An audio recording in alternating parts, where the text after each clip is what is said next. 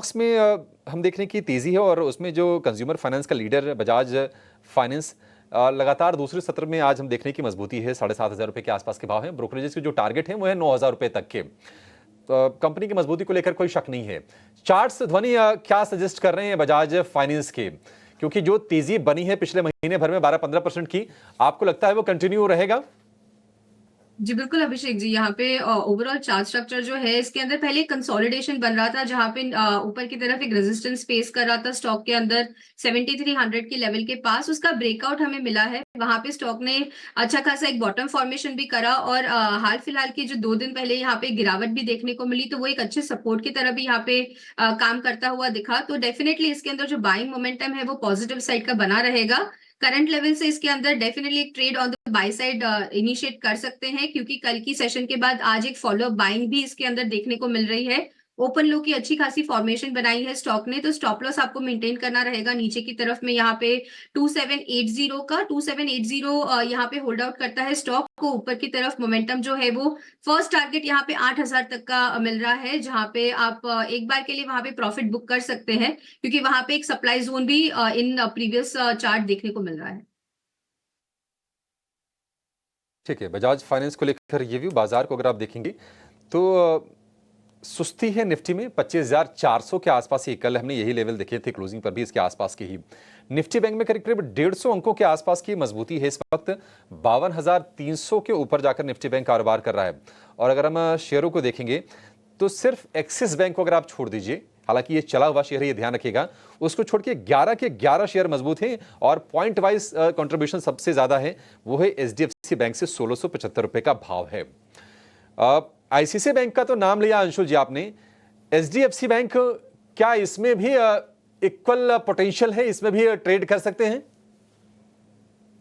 देखिए, इसमें ब्रेकआउट आने की पॉसिबिलिटी दिख रही है। अगेन, जो प्रीवियसली हमने लेवल्स डिस्कस किए थे कि वीकली चार्ट पे कंप्लीटली इनसाइड बार चल रहा है 29 जुलाई के हाई लो के अंदर, वहां से ब्रेकआउट दिख रहा है 1676। इस लेवल के ऊपर अगर स्टॉक सस्टेन करने लगता है तो इसमें ब्रेकआउट आ जाएगा और ये लीड करना स्टार्ट करेगा 53,000 या ऑल टाइम हाई के जो हम टारगेट कह रहे हैं, उसमें सबसे बड़ा कंट्रीब्यूटर एचडीएफसी बैंक बनने लगेगा 1676 रुपए के ऊपर सस्टेन करते ही। तब इमीडिएट टारगेट निकल के आएगा 1765 रुपए का। तो 100 रुपए की अपसाइड दिख रही है, सब्जेक्ट टू 1676 के ऊपर सस्टेन कर ले।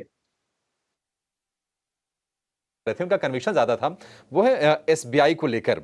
एसबीआई को लेकर एक बार अंशुल जी आप जरा व्यू दीजिए। 800 रुपए के नीचे जब गया था तो इसमें कमजोरी थोड़ी और गहरा गई थी। क्या आपको लगता है कि ये संभल गया है, बॉटम आउट शेयर ये हो गया है और अब तेजी के लिए तैयार है यहां से? देखिए अभिषेक जी, इसमें जब फ्लैग पैटर्न का ब्रेकडाउन आ रहा था सितंबर फर्स्ट वीक में अराउंड 808, तब भी हमने डिस्कस किया था कि यहाँ से डाउनसाइड टारगेट जो निकलेगा 732 रुपए का आएगा। पुल बैक लिया है, वापस से स्टॉक में डाउन ट्रेंड आ सकता है। 779 टूटते ही से 732 तक का टारगेट ओपन अप होगा। बैंकिंग में अगर प्ले करना है तो ICICI bank, axis bank, IndusInd bank या प्राइवेट सेक्टर बैंक तेज लग रहे हैं। पब्लिक सेक्टर बैंक्स में थोड़ी सी मंदी दिख रही है, तो अगर बैंकिंग की तेजी खेलना है तो प्राइवेट सेक्टर बैंक्स के थ्रू खेलना चाहिए। Private sector bank ICICI bank पर कन्विक्शन 1270 रुपए के आसपास का भाव है, अपने रिकॉर्ड हाइज के आसपास ही ट्रेड कर रहा है। इसकी अगर हम बात करें तो बैंकिंग काउंटर्स में एक और स्टॉक जो कि हालांकि फंडामेंटली जो है वो इतना स्ट्रॉन्ग नहीं बताया जाता है, पर जी हाँ निचले स्तरों से कुछ दिनों से अच्छा मूव दिखा रहा है, वो है बंधन बैंक। रुचित 200 के आसपास ये स्टॉक काफ़ी वक्त लेता है, अभी नहीं कई समय से हम देख रहे हैं कि 200 इसका काफ़ी फेवरेट लेवल है, पर अब रुचित जो थोड़े से ब्रेकआउट के संकेत दे रहा है, क्या आप इस पे भरोसा करेंगे? अगर रिसेंटली देखिए स्टॉक ने जब पिछले क्वार्टर के रिजल्ट्स के अनाउंसमेंट्स किए थे तो वो रिजल्ट्स के बाद हमने काफी शार्प अपमूव स्टॉक में 180 से लेके 210 215 के लेवल्स तक देखा। उसके बाद क्योंकि बैंकिंग इंडेक्स ही पूरा अगर नहीं चला, पूरे कंसोलिडेशन फेज में था, तो ये स्टॉक में भी कंसोलिडेशन देखा गया। बट ये लास्ट क्वार्टर रिजल्ट्स के बाद एक अच्छी चीज हुई है कि स्टॉक में जो भी करेक्शंस छोटे मोटे उसके बाद आए हैं उसमें कोई वॉल्यूम बेस्ड सेलिंग नहीं आई है।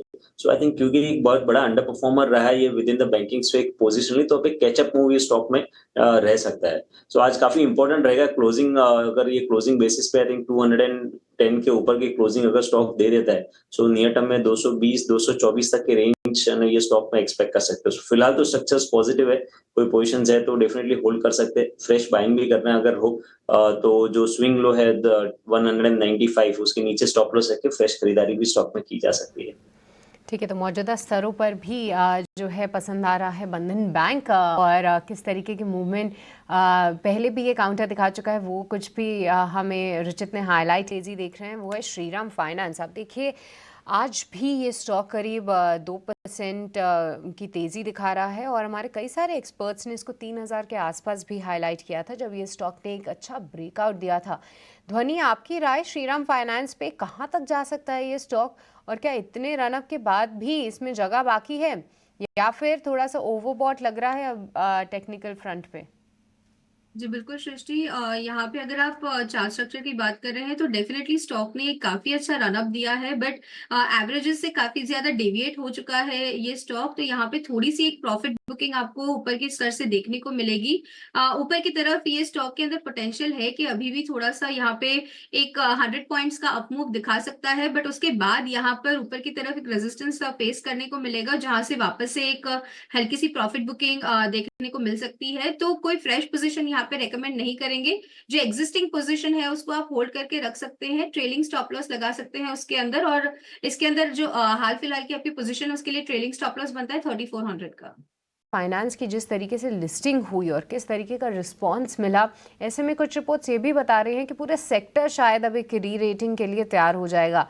आपको ये भी नज़र रखनी होगी, देखिए ओला इलेक्ट्रिक की भी काफ़ी इंटरेस्टिंग लिस्टिंग हुई, क्योंकि ऑटोज ट्रैक करते हो तो एक मिनट में आपको बताना चाहूँगी कि जिस तरीके की लिस्टिंग हुई और जिस वैल्यूएशन पे ओला इलेक्ट्रिक ट्रेड करता हुआ दिखा, ऐसे में आप देखेंगे कि टीवीएस मोटर्स, बजाज ऑटो ले लीजिए या कुछ हद तक ग्रीव्स कॉटन, ये सभी स्टॉक्स के में भी जो रुझान था वो फिर से पॉजिटिव साइड ही आते हुए दिखा। स्टॉक प्राइस सपोर्टिव थे और कई सारे काउंटर्स इसमें से ऑल टाइम हाई पे भी ट्रेड कर रहे हैं। पर हाउसिंग फाइनेंस सेक्टर की बात करें तो कुछ पिटाई वहाँ पे भी हुई है। कैनफिन होम्स और LIC हाउसिंग फाइनेंस, यहाँ पे अभी बहुत ज़्यादा मोमेंटम नहीं दिखा है। ध्वनि, एक बार आपसे समझना चाहेंगे इन दोनों ही काउंटर्स में से अगर किसी एक का चुनाव करना हो तो क्या आप पहला कोई स्टॉक बाय साइड रिकमेंड करेंगी, और अगर हाँ तो इन दोनों में से बेहतर कौन दिख रहा है?